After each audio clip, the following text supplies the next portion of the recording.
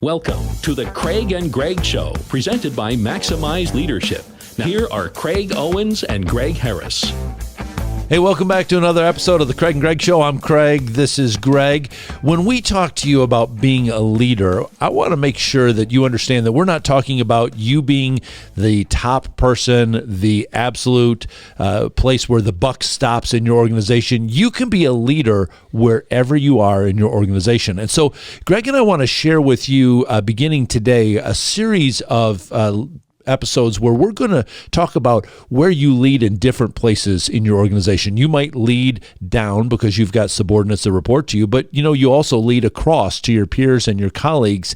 And one thing, Greg, that I think a lot of people don't think about when we say the word leadership is leading up.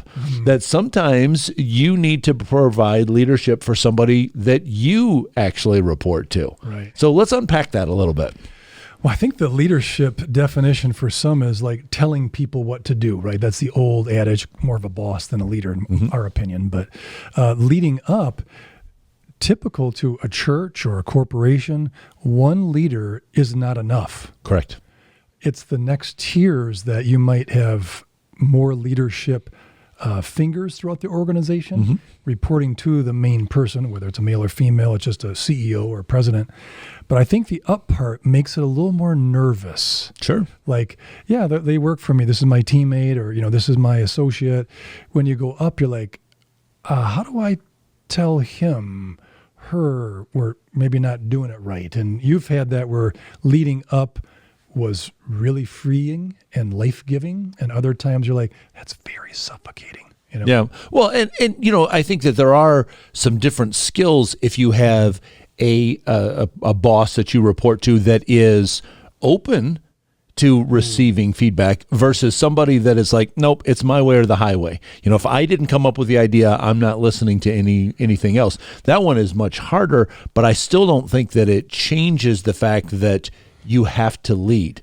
And so leading up has got to be a skill that all of us develop. And maybe as we go through this podcast, this episode, we're going to give them some tools today of assuming some things, right? Like you have a voice in the organization. You're not a minion in some franchise corner in a different city and, no one listens to you. So I think the voice is one thing that it would be great to, if you want to expound on, like if you have a voice, then what? Right. Well, I think that if you have a voice, that obviously helps. And if you don't, the other thing that I think is that we need to unpack in this episode is the attitude check. If I can't have a good attitude about the voice that I don't have, if I can't have a good attitude about being a good steward of the responsibilities that I do have, it's probably time for me to move on from that organization because I'm not doing anybody any good by just staying there and grumbling and pouting. It's going to make everybody miserable. So we do have to, I think that is a good thing to consider. Do I have a voice there? And then what do I do with my voice? Right. Yeah. How do I use it to the best of the organization? Right. I think the one thing that happens with some of us, if we're leading up to like a CEO level, is do we have enough tools and things to actually lead the troops, whoever we're assigned to or whoever we're a part of a team? And troops are looking for tools and our team's looking for resources. Kind of address that. If you don't get it all, how do you still lead? Well, in a previous episode, we talked about personal development.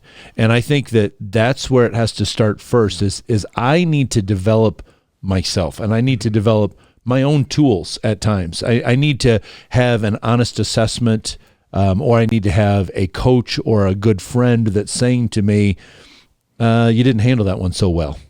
Maybe you need to get some input here. And then I need to put that into place. And then when I do, and I begin to develop my own toolbox, I think that becomes very attractive to people that report to you or people that are on the same level as you begin to see that. And then again, if you have a leader that is open to this, they begin to say, hey, that person's got some influence. They have a voice in the organization. They have the ear of a lot of people in the organization. I need to cultivate that. Or you might see that somebody goes, they're a threat to me because more people like them than like me, and it becomes a popularity contest. That's a totally different issue that has to be addressed at that time. Those are tough assignments when either someone is too fragile to be the top leader. And I think, tools and resources, sometimes the top leader, if they are fragile, they'll keep some and not tell you, you don't have all the checker pieces you need. That you can't play full chess game because I took a couple. Right, you got them. Share them. Nope.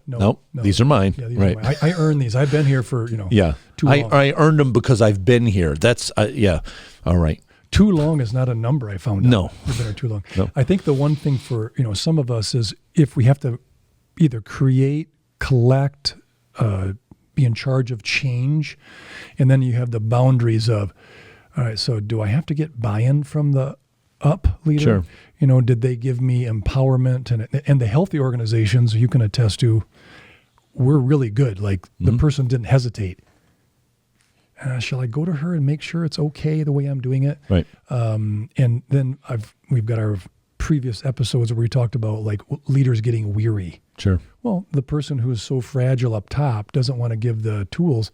They're going to end up doing all the work. They'll get tired. Yeah, exactly. But I think the piece of boundaries is learning sometimes the hard way, and then there's leaders that change, right? So you get a new one, and you're like, oh, that's not how she did it. Now what? Right. But this guy is different, and that's hard. I think the part about the boundaries is a tough one, but I think overstepping or stepping on toes, you want to address that? So let me give you a couple words that I think that we need to keep in mind. If you're not the point person, if you're in the middle of the organization, 2 words that I'd give you. First one is stewardship.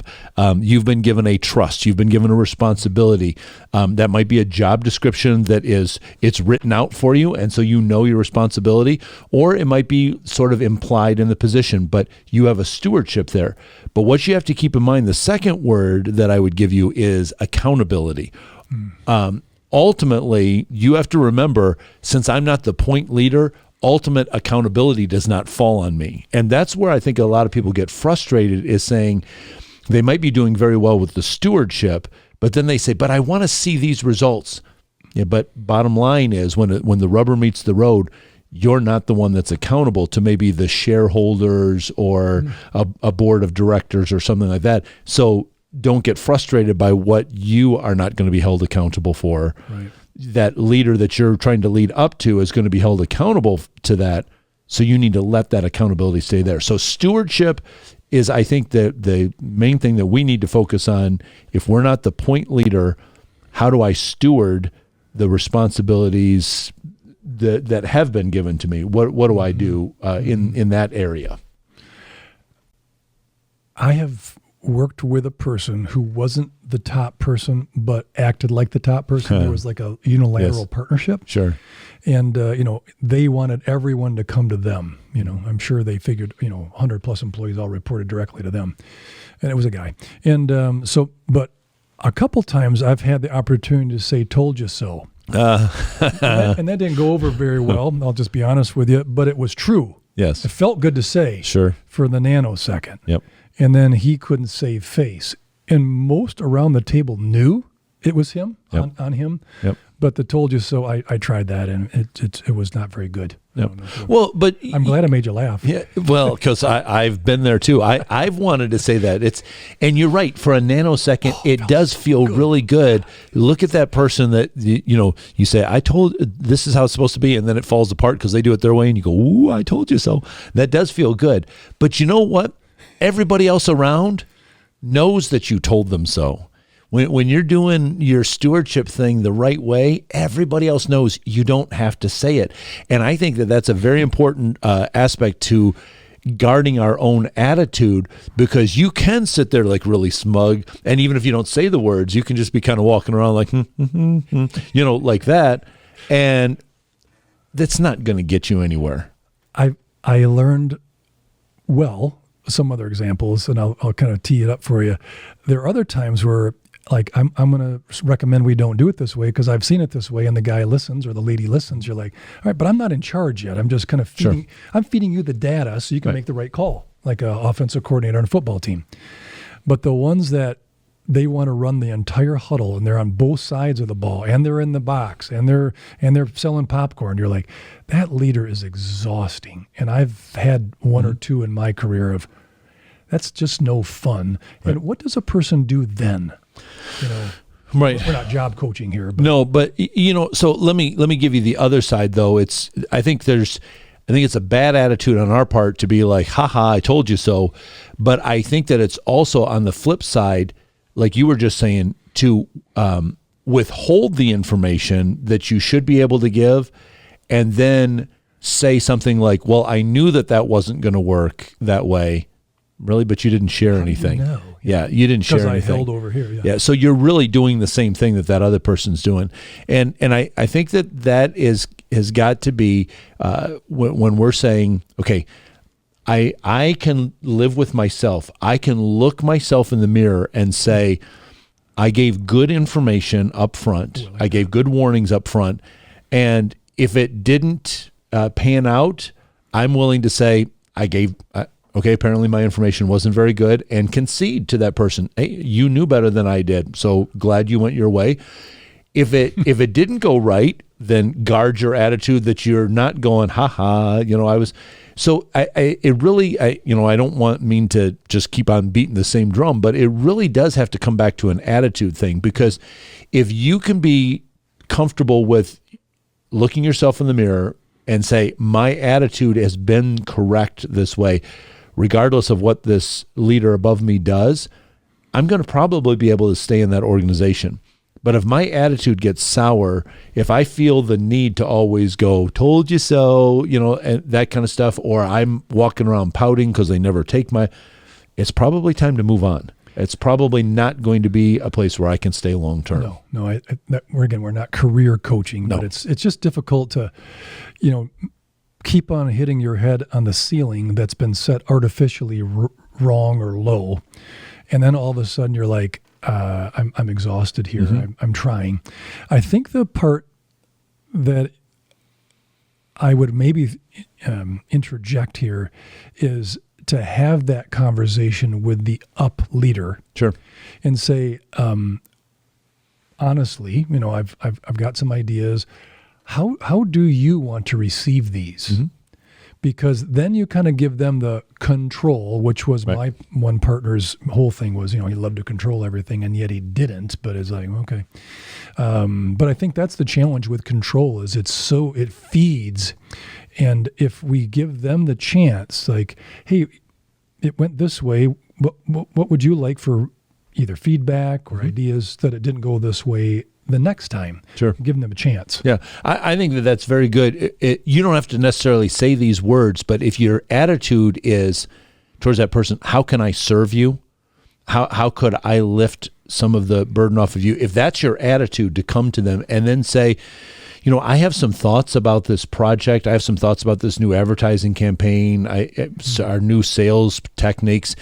Would it be okay if I shared them with you? And try to get that up front. But there's a phrase too that I heard. It was actually my wife's a school teacher, and one of her principals, when she would be talking to the teachers, I like this phrase.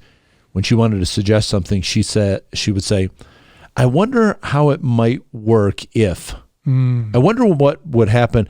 And so in that way, in even framing it that way, you're not saying to that boss, hey, listen, I got all the details. Here's how you should do it. But presenting it, I just kind of wonder what it might look like if we let that advertising agency kick that around a little bit. I wonder what it might look like if we just ask these sales people if they, and you just kind of throw that idea out there, because by doing that, if the other person decides to adopt it, they could take it as their idea. Right. They could say, well, I considered that along with other things, and this is what I decided. Fine. Right. Let them take it. You are leading up, and once again, you don't have to say, I told you so. Everybody around knows that you were giving the information, and it was taken by them, and you'll get the credit. It'll work out. I've learned through years in organizations that the organization knows. It's usually the person at the top that doesn't know that they know. Right. I know Craig created that good idea, but Billy took the credit. Yep. They know. They can Absolutely. sniff it. It's not like you're going to win, and you're not going to win if you embarrass the up leader. Nope. And that's, what we all learned with one of them is like, he's just uncoachable, sometimes incorrigible, Right. I think the one part that is fascinating about trying to contribute, I guess, is what we're really talking about. Sure. Contribute to the mass cause, the mission of the organization. Being proactive is a good thing. And I don't think the way you said it really does bode proactive. Like, like whether it's Betsy saying that or you, another situation, that didn't work quite the way we thought. I'm going to take a step back a minute and maybe at this point, if we would have included a panel for feedback before we launched this campaign, it could have been better. What do you think? And you give a little more power in the conversation, so it's a dialogue. But being proactive, you're very good at it. You just really it. And I think that again, part of what will help us with our attitude is if you take the long range view of this, and I know nobody likes to hear this, but you're going to learn more lessons from things that weren't successful than you are from things that are successful. When things are going really well, it's easy to get comfortable and just say, oh, I don't want to rock the boat, so I'm just going to let this keep going. It's when you something doesn't work that then you learn that lesson. I had a position that I was in where I was trying to lead up and things weren't going well. And in my upper right-hand drawer of my desk, I had a yellow legal pad that I would just keep pulling out and say, and I titled it Future Leadership Lessons. And so this is what I learned from when I tried to lead up and it didn't work. This is what I learned. And I wrote it down and I just kept that in there. And, later on, I ended up implementing almost every thing that was on my list there. That position was challenging, but I learned lessons there that I probably wouldn't have learned if it hadn't been that challenging environment. And so that's, again, going back to that attitude component. Right. Okay, sometimes you win, sometimes you learn. It didn't get through to the boss this time, but I learned something from it, and my own personal development has been expanded. My leadership influence has been expanded, if not with that upper leader, with my colleagues and maybe with people that report to me. I think there's that balance, and hit this one out of the park here. It's a big softball, Wow. I'll lob it to you. It's very likely you'll be included in important committees and meetings and conversations if you find motivation and bring meaning. If you try to be mean-spirited or manipulative, it's probably not going to last long, this run. Yep. Talk about that. Well, let me maybe this will hit it out of the park a little bit better. I have this quote from John Maxwell that I had jotted down, and I think that it goes towards that question that you just said. Here's what John Maxwell said: your job isn't to fix the leader, it's to add value. And that's what I think that we need to be focusing on all the time is I can't fix anybody. I have a hard enough time fixing myself, let alone trying to fix somebody else. Yeah. But I can certainly try to add value to the other person. And in order to do that, I might have to add value to myself by some of the people I talk to, some of the books that I read, some of the seminars I attend, or some of the lessons that I'm learning within that process. So if I can keep adding value, then maybe at some point I'm able to lift that lid for that other person. I'm able to add value to that person. I can't fix them. Right. I can't, that's not what I can do. I can maybe give them enough information that they could take it themselves. Mm-hmm. But, you're not going to let me change you. Nobody's going to let another person change them. But maybe I've given you enough. And if I've done it with the right attitude that I really care about you, maybe you'll take what I've given you and you'll change yourself. Right. But you're not gonna let me change you. For the audience, maybe play with one item that you just finished with is bring value. Mm-hmm. How do we package that? How do we present that so it's received as value, not a know-it-all? Yeah. That's true. So here's what I used to do when I was working in this place with a tough boss that I was leading up to. I had two boundaries, like physical landmarks for myself. One of them was, as I was driving to the office, there was a sign on the side of the road, that yellow sign telling you that there was a sharp curve. When I came up to that curve, that was the spot where I said, okay, I'm almost to the office. My attitude needs to be right now. And if it wasn't, if I honestly, when I was coming up to that, I didn't have the radio on or anything. I was just like tuned in. I was praying a little bit. I was thinking about some things. Then as you made the turn, I could turn left into this neighborhood. There was a dead end, like a cul-de-sac. And I would go down there and I'd sit at the end of that cul-de-sac for a couple minutes and just go, okay. And I have to have my attitude right when I walk in that door. The same thing when I was heading home. There were some train tracks that I crossed when I was maybe about 5 or 6 blocks away from turning into our street where we lived. And so when I went across those train tracks, that was my reminder, okay, I can't bring all of the baggage from the day back home. I have to still come to my house with the right attitude. I can't rain on their parade because I had a bad day at the office. And I think you have to build those things in. If nothing else, maybe you have a friend at work or a friend that doesn't even work with you that you say, hey, I need you to check in with me periodically, maybe on my way to work. Send me a quick text. What's your attitude today? Yeah. And I need to make sure that I got that straight. And the bottom line is what I would say, friends, listen, you have to go to work with a good attitude. And if it's not working, you have to leave with a good attitude.